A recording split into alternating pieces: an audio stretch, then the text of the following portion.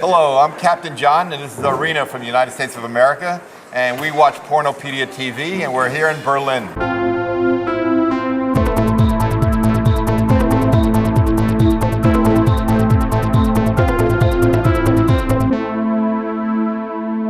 Hello and welcome to Pornopedia TV. I'm at the Venus International Fair in Berlin, and I'm here with Captain John and his beautiful wife, Zarina.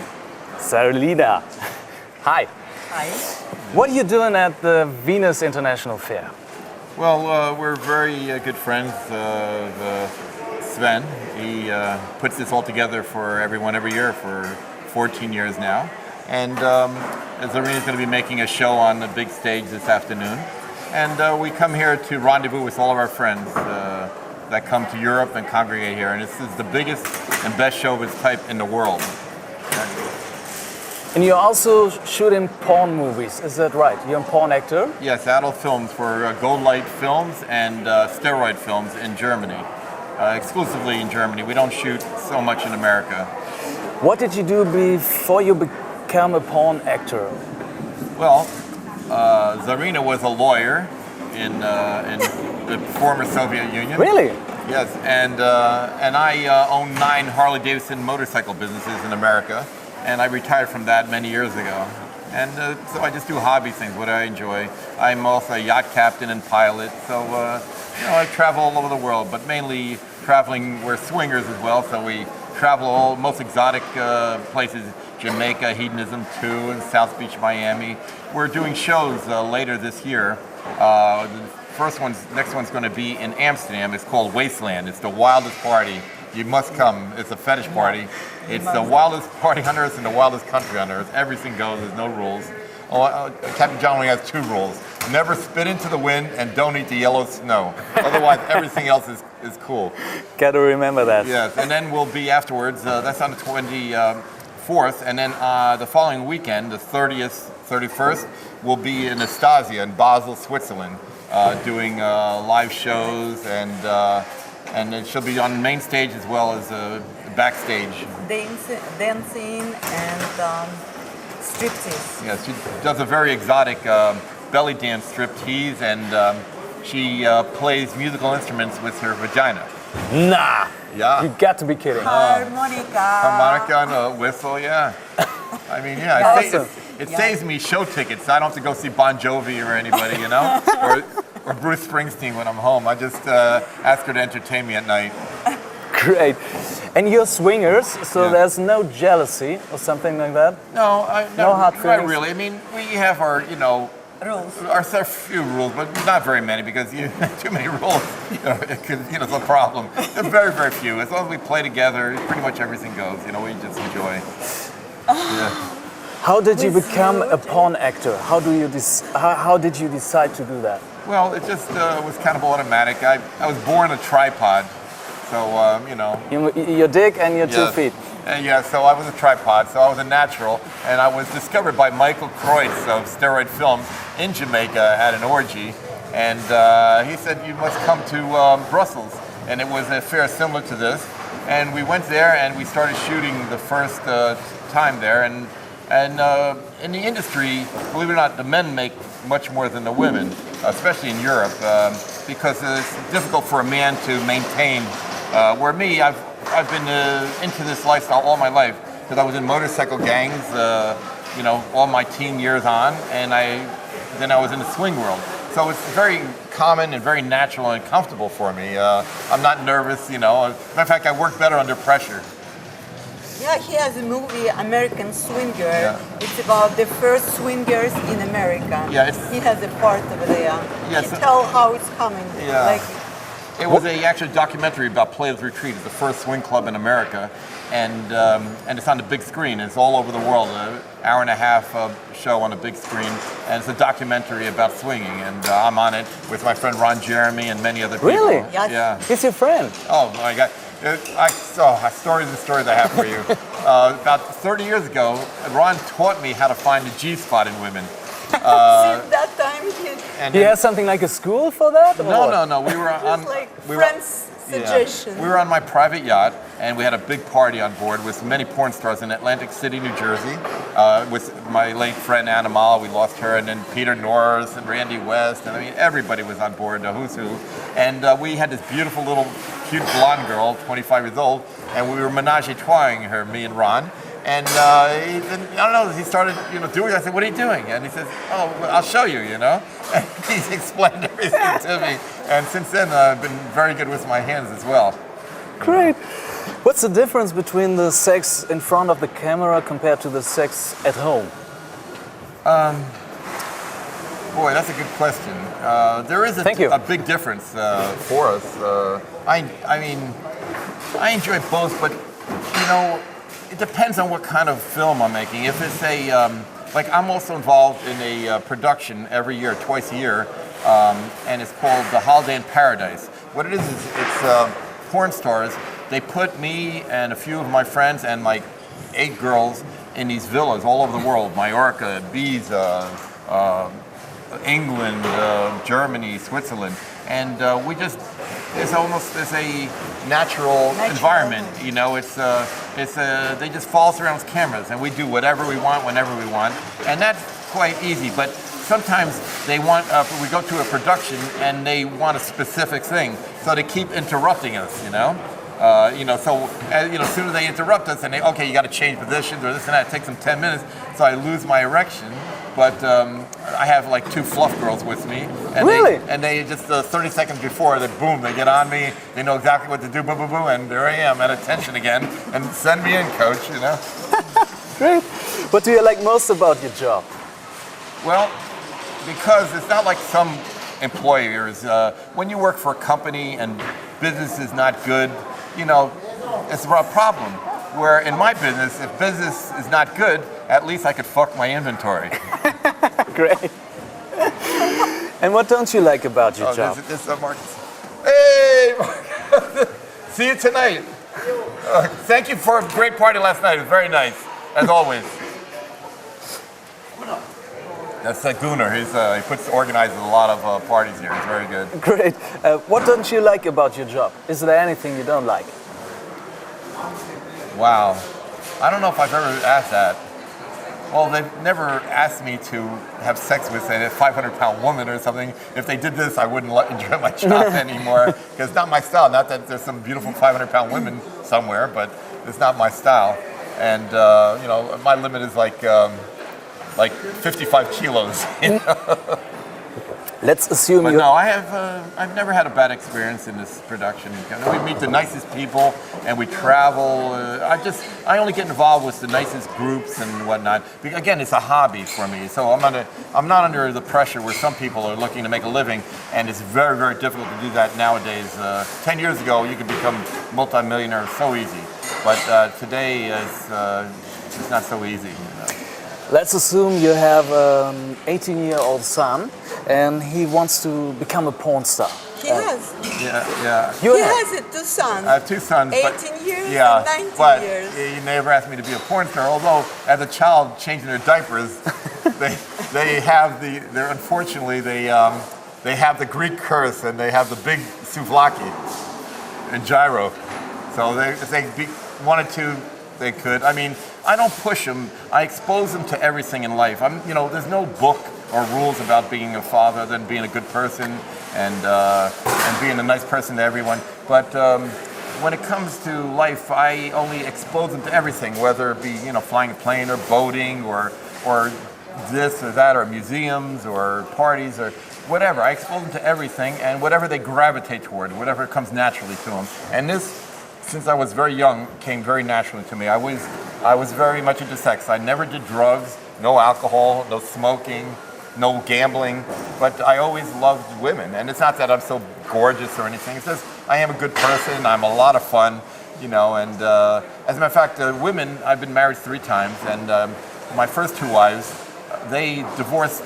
My women divorced me for the opposite reason that most women divorce their men. Most of the time they divorce their men because they hang out with their buddies in go-go bars, or they're drinking too much, or they don't want to do anything, or they're watching TV constantly. Me, they come to me and they go, Captain John, you're too much fun. We have to leave you. And I remember my last Seriously? one, I really loved her, and I didn't want her to go. And I said, please, I will try to be a little less fun. And she said, no, it's impossible for you. You enjoy your life too much. And I sat there for a minute. I said, yes, okay, goodbye. What do your friends and family think about your job or hobby? Do you experience any disadvantages to your profession, or some, prejudices or something like that? Not really, but I'm very careful. Like in America, as I told you, I primarily make movies and live shows and everything in Europe because I don't want to expose so much, although so many people know my lifestyle, and it works very much for my benefit. Because I organize many swing parties and gangbangs and many orgies and very exciting parties. And so people know I'm into this. But as far as answering your question, honestly, and I don't mean to be braggadocious, it's not a day that goes by somebody comes up to me and says, Captain John, I want to be you when I grow up. And I said, be careful what you wish for. Sometimes it's not easy being me, Are you recognized on the street? Oh, yeah, absolutely. How's that like? Tell about the police, like they Oh my tried to gosh! make Yeah, I was me and Lexington Steele. We were in New York a couple months ago, and we're just kind of we've got out of our car and we're just standing ready to walk across the street. And a police car with 4 policemen come by, and a few minutes later they made the block. They came back. Are you Captain John and Lexington Steele?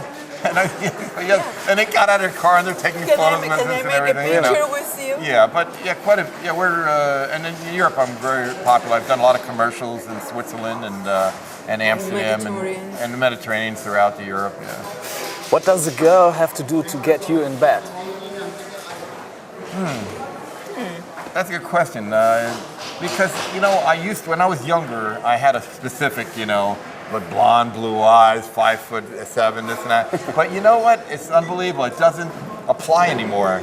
It's more just a feel. I'm a very I'm a hunter as well. I'm hunting fishermen and everything, and I'm a very instinctive person. I'm not like highly intelligent like some people, like J.P. Love. He's an intellect. That was a good one. Yeah, he's an intellect where. He has 2 brains, one below his belt and one above his belt. You see, he's very honored. But with me, I'm a very instinctive person. And everything I do, business deals, I've been very successful. Everything I go by instinct and not by what people say. And it's worked for me all my life. And I feel somebody. I feel a vibe. Like if somebody is not into something, because I'm into everything. I'm into BDSM as well as swinging and gangbangs and orgies, everything. And love and affection and passion.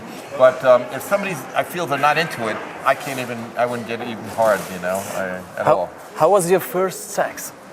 Well, it's interesting. My first sex, I was 16 years old, and it was at my father's home in the basement where I had all my motorcycle parts and whatnot.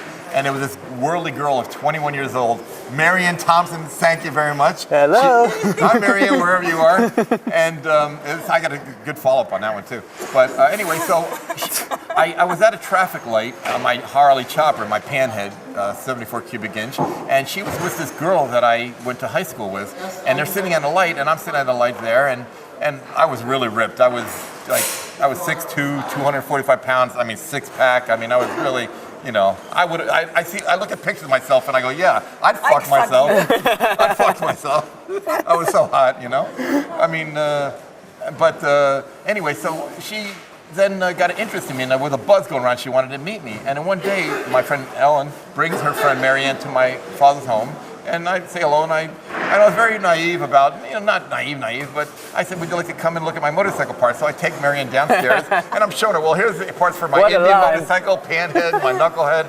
And next thing I know, she turns me around, kisses me, pulls me down the floor, and I'm like in shock. I'm like a zombie. And she's undressing me, but I went to, my genetics kicked in, and I was immediately got an erection. She gets naked and jumps on top of me, and she's fucking me. And then she, I guess, came, and she go, and she about 5 minutes later, she go, wow, that was great. I said, it was. Great. Yeah. What was your worst sex? Wow. You didn't see that coming. Yeah. No, I'll tell you, I meet such nice people. All my life, I'm so blessed. I mean, I've had thousands of lovers, literally. I've had many as 14 in one night. Really? Oh, yeah. Even up to a couple of years ago, and still, when it's an opportunity, I had 7 girls at one time, What was your best sex ever? Okay, Zarina. No, but I'm not exaggerating. She's fabulous. You know, we're just so well connected emotionally, mentally, physically. We know exactly. I mean, really, honestly, when somebody knows a person, I mean, again, I'm very instinctive, and I maneuver very quickly with a new girl, and sense, if she's enjoying this move or that move or this. But of course, when somebody knows, we've been together 4 years now. It's really fabulous. And there's no issues, no. What was your craziest sex? Wow, man, it's so many. Probably Jamaica. We have great parties there, or Catamaran. Like orgies. orgies? Catamaran. Oh yeah, orgies. It's like 40 friends and everything. It's not an orgy; it's 40 people in love. Yeah, But just everywhere. everything, because again, I cross a lot of. I'm in the Hellfire Club in New York. I'm a member, charter member, and again, I cross over a lot in regards to sex is very open with me and everything. I'm not prejudiced about any particular motion or whatever combination. What sexual fantasy would you like to live out that you haven't lived out yet? Wow. If there's any. She just asked me that. I tell you, I mean. Under the water. Oh gosh, you know what? Yeah, I dream them because I sit up at night thinking of different erotic situations, and I have this. It's called a Brownie third lung. It's a scuba diving compressor, and it has 2 stages, 2 100-foot hoses with regulators. And this winter, I want to take a cruise out on my yacht to the Keys in Florida. And in like 20 feet of water, it's crystal clear there, I will put a weight belt on and we'll be naked and go to the bottom of the ocean, and all we have is the regulators, to breathe and make love in the bottom of the ocean. Wow. Yeah, I got a blowjob in Jamaica once under the water, Does but not count. it didn't. Yeah, it doesn't count. We have to. I like the feeling of the water, Everything is so erotic, and the fish around you, and it's in one with nature. It's quite interesting, Yes, your body's so wide. The Yeah. movements. You got lots and lots of sex, I guess. Yes, I enjoy it so much. So, do you still masturbate? Believe it or not, occasionally. Yeah, like. Like how? Well, sometimes my dear menage a trois is 2 hands, Yeah, no, but occasionally I just still have the urge to do this, yeah. And usually, like if is busy, like we usually get together during the week as well as all weekend. But I don't know. It just, it's something. I think it's a very natural and very very nice thing, How does a typical day in your life look like? Well, it depends, because again, I'm so diversified with Yeah. my life. I'm a pilot, captain. I have an exotic car collection, antique cars, motorcycle collection. Eat, fuck. Yeah, sleeping. Fuck, that's what we do. Like, what have we done today? Well, we haven't slept, so let's take a nap. We take a nap immediately. But no, that's when we're like on weekends. We really recharge the batteries. Like, I'm not a kind of person that's very hyper that if nothing's going on, I'm not like racing and spinning my wheels for nothing, I'm just like relaxed, and this way save my energy and everything, What music do you like? Rock or something? Again, right across the board, I love reggae, Jamaican, since Yeah, I was a teenager a lot. I enjoy that style, that feeling, and again, it relates so much to this. But I like lounge music and just pretty much everything. I hate rap music. It's not sexy to me. It's irritating even, actually. That's one I don't. What are your eccentricities? Like any Eccentric, yeah. That's a good question too. like weird habits you have? I'll tell you, I don't. You'd have to answer that. Yeah, but to me, it's so natural. It's not weird. It's not weird. Yeah. It's like, I gotta wash. It's different. For instance, I gotta wash my hands all the time, like really? all day Wow. long. I'm really Yeah, I crazy. mean- All this bacteria stuff. Really? Yeah. Like Howie Mondell or yeah, I hear you. No, I mean I keep myself very nice. I have my manicures and pedicures and Awesome. As you get older, I feel we just need more maintenance. But I'm really strong. I could blow most 20, 30-year-old guys away. As far as in the bedroom with women and everything. If you could go back in time, what advice would you give to your 16-year-old self? But yeah, don't.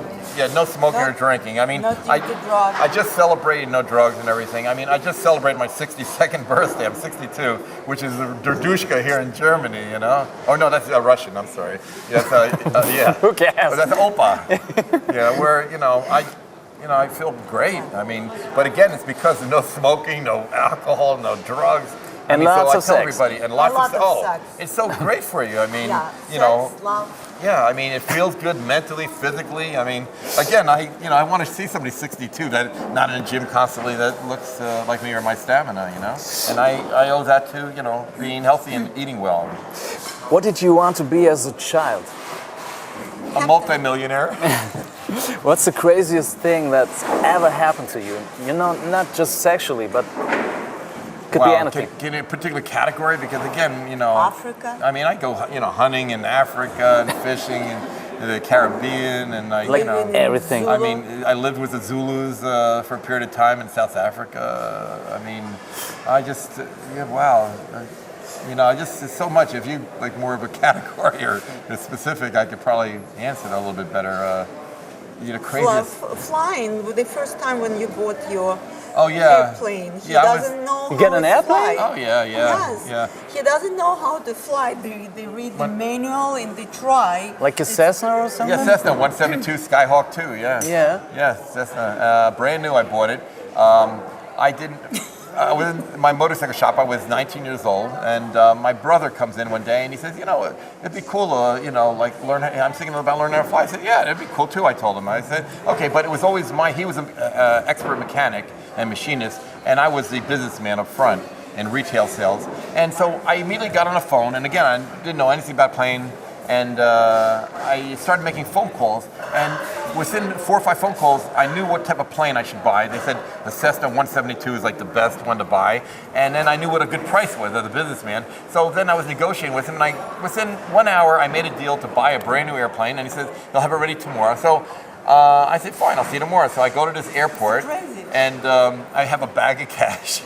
And Brown bag. a brown bag, of course. And to this day, he still talks about it. I went up to him and I said, okay, here's the money, where's my plane? He takes me out to the plane, and I sit in there, and like a little kid, I'm playing with everything, and he hands me the keys and says, well, have a nice flight back. And he's walking away. I said, oh, no, come back, He said, what's the matter? I says, well, I don't know how to fly a plane. And, what do you mean you don't know how to fly? Yeah, I've never been in a plane before. You just bought a brand new plane, and you didn't have a license or anything? No, he was talking himself, walking away and everything. But I'm a Harley guy, so I'm very flexible. I taught myself how to fly, Awesome. Yeah. What would you do if you were omnipotent for a day? Impotent? Not impotent. Oh. Omnipotent. What's that mean? That means almighty. Almighty. You mean? What would you do if you were almighty, like God or something, for one day? You could do anything. Well, when I was 21, I would have answered it one way. 62. I got to be honest with you. Fix everybody's Problems. diseases mainly. Not so much problem because a lot of people like their own problems, but diseases you can't help. Cancer especially and everything, leukemia and everything. So right now that's very close to my heart. Heart attacks. I lost so many friends.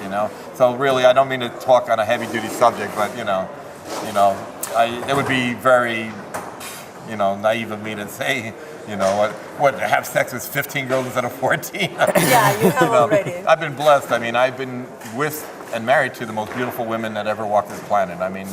Seriously. And again, I don't mean to sound braggadocious or egotistical, but it's the truth. I'm just a fun person, and people they get attracted to this. Like if somebody's depressed, you're at a party and you're depressed, you can't attract flies. But no matter what you look like, you got to have a nose, size of the Eiffel Tower. And if you're really happy, fun, and especially I walk into a party, I have an entourage of beautiful women with me, and they want, even if they don't know who I am, they want to find out what this guy has here. He's got something special. Like I said, I have exotic cars. I've had more than one time. I have one of my Rolls Royces out in the parking lot of a club, and I've had a beautiful woman sitting on the bumper waiting to see who's going to hop in this car. Who was in it. Because when it comes to very superficial relationships, I mean, I don't care what they're attracted to, you know? I mean, what, you know, because of a fancy car or whatever, because these are all tools to, you know, To achieve something. My old friend Malcolm Forbes, he was one of the richest men in the world, and I was a very, very dear friend of mine, close to him, and it was a capitalistic tool, you know. Everything was tools, you know, for him, and I kind of picked this up from him as well. But you know, certain things attract certain people. Like if I'm looking, you know, to go out and find a wild, kinky girl, I don't dress up in a three-piece suit, you know, with a tie. I'm in my, you know, my cowboy boots, my leather pants, a cut, you know, like open silk shirt. You know, I mean, just, you know, you have to have a certain, you know, like you're going fishing. I mean, you don't go out for shark with a worm on the end of the hook. You know, you got a 5 kilo mackerel on the end of your hook, you know? What do you like about other people? Well, I just love meeting people, and I'm blessed to have friends and great friends that take good care of me all over the world. I boast over 20 friends that are billionaires all over the world, and they just are the greatest people, and I have friends that don't have 2 nickels to rub together and never will.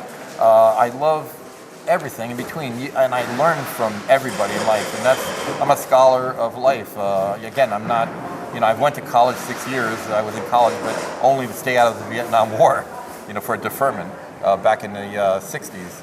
But I just love people that are colorful, interesting, and I learn even people that just are nothing. I learn something from them that are, you know, not very interesting to most people. I go up to them, talk to them. You know. What are you afraid of? I'll tell you, being of a Greek and Cretan ancestry, I'm kind of, my family's fanatic, and my bloodline is unbelievable. My great uncle was the governor of Crete for 25 years.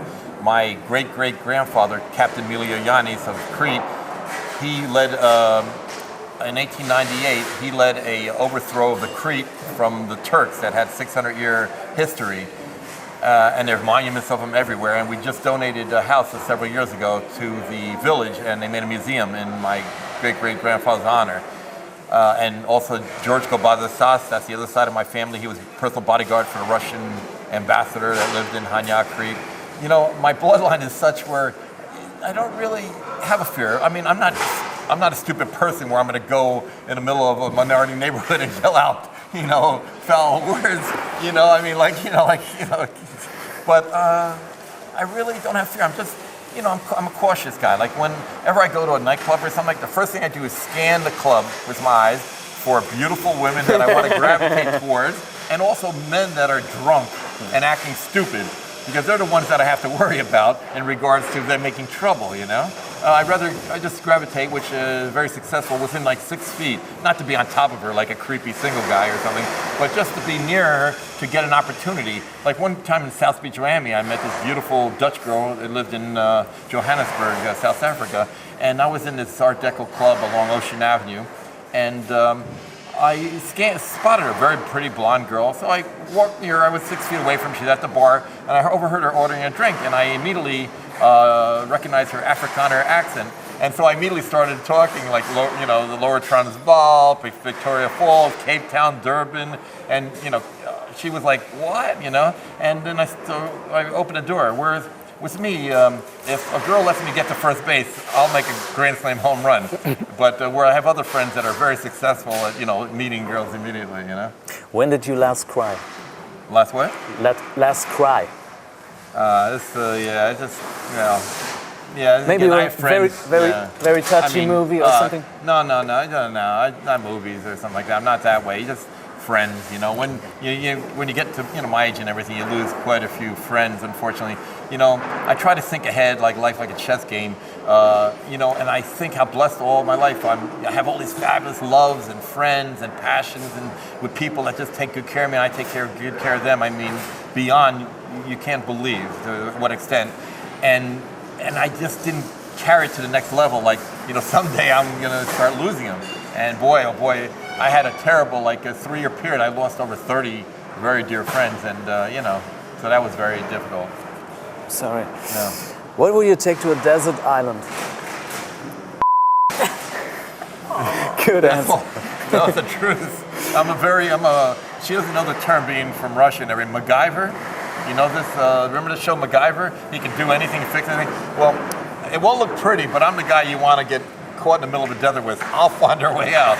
I'm just really Yeah, good. My ready mind. for a fourth season. Yeah, I'm like an old Harley guy. I'm an original biker, you know.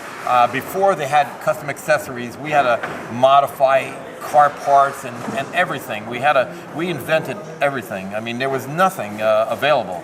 We used to even have to go for ape hangers, high riser handlebars. We used to have to go to bicycle stores and shim them up to make them work on our Harleys, you know? I mean, they're just not available. So I invented many things, and this is the way my mind works, you know? What headline about you would you like to read in the newspaper? Let's see. Captain John raped by 99 18-year-old girls. That's a good one. This would be interesting. As you can see, it's really radical because there's so much I've already done. I mean, just a few years ago, I was in with Michael Jordan. I was in a big basketball player. Yes, Michael. Yeah, he was at one of our parties here in Berlin, and we were partying, me and him, and dancing with some of my lady friends. And I hiked up the dress. I picked up the dress over one of my girls' heads, and Michael was right next to me, and the paparazzi was there. Click, click, click, click, click. The next day, we were in the Berliner newspaper. Oh my gosh, what a, unbelievable. Yeah. What's your idea of happiness? Being content to where you are, not, just happy where you are, not like hungry to achieve, more money or bigger house or whatever, and being in a really beautiful, really, really quality relationship, not one that's constant drama and bullshit and aggravation. People shouldn't put up with each other with that. Just move on. There's somebody out there special for them, and just move on. How do you cope with aging? Well, again, I feel as you get older, you just need more maintenance, and I always say you're only as young as the women that you feel. That's a good one. Do you think there's a life after death? Yes, I believe so. There's so much like mystical stuff, and I haven't. Nobody will figure it out if they live to 1,000,000 years, but there's something going on. I mean, I can tell you from my experiences. I mean, there's something like automatic circuit breakers set up in this world by somebody, God, as we call him. In regards to, this, heck, I lost my train of thought. I'm sorry. What was he? Do you think there's a life after death? Yeah. Yeah. I mean, one thing that's happened to me many times in life, and I'm so careful with right now, like when I was younger and everything, if somebody made me mad or something like that, and I hope your dog dies or something like that, but if I really felt it, I swear within like a week my dog would have died. I mean, I can't. We're connected to everything. I can't and I could go on and on many things, like if I wish something bad about somebody, if they really, do something bad to me, or I honestly, if it just backfires. It happens to me. I mean, I can't figure it out exactly, but I mean, I'm really very serious about that subject, So, but I definitely feel, about the afterlife and everything. How do you like to be remembered? As a fun, good quality person, because I enjoy, especially when I'm strong in every way, financially and everything. I love taking care of people, looking at people. I can't tell you how many times people, they were heartbroken, their wives left them or whatever. I immediately fix them up with a fantastic girl, or they come from a different country and they're very talented, but they just don't have the connections to get a good job, and I would get them a fabulous job, a dream job, and just everything. I would just take people by the hand and help them. Yeah, you like help. I'm just, it's just a very, very immediate thing for me and automatic. It's not a conscientious effort. It's just the way my mother raised me, What do you still want to achieve? Wow. Yeah, I've achieved so much in my life, I mean, I'm not, Donald Trump or anything like that, but you know what? Remember something. I've been at parties 5-6 times with Donald Trump. He knows me as Captain John. And the last party I was with him, I had 2 beautiful women on our arm, and I know he's always a womanizer from many years ago, before his divorce and his second and third marriage. he always like undressed my women with his eyes at clubs and parties. But I went up to him one day, I said, you know, Donald, I'm a lot richer than you'll ever be. And he just smiled at me. He never answered me because I think he knows it's true. Because I can expose myself as far as go to swing clubs and all these women and everything, where he's more like a banker and he has to have a certain facade about himself. And he would love to do what I do, go to Jamaica at hedonism or be here at Venus in Berlin. But he can't. I mean, he can't. I mean, you know, because again, he's a, he's the type of entrepreneur and banker, and the people he has to hobnob with, it's just, he would be frowned upon, you know? Where me, I'm looked up to for it. Great. Thank you very, very much for the very interesting interview. I mean, it was very insightful, and it was nice to have you both here. It was an honor being here, and thank you. Thank you very much. And Deutsch, I'm ein Berliner. Ich bin ein Berliner. Ich bin ein Berliner. And Berlin is geil. And you, thanks for watching. If you like, subscribe and comment. Take care, and bye-bye.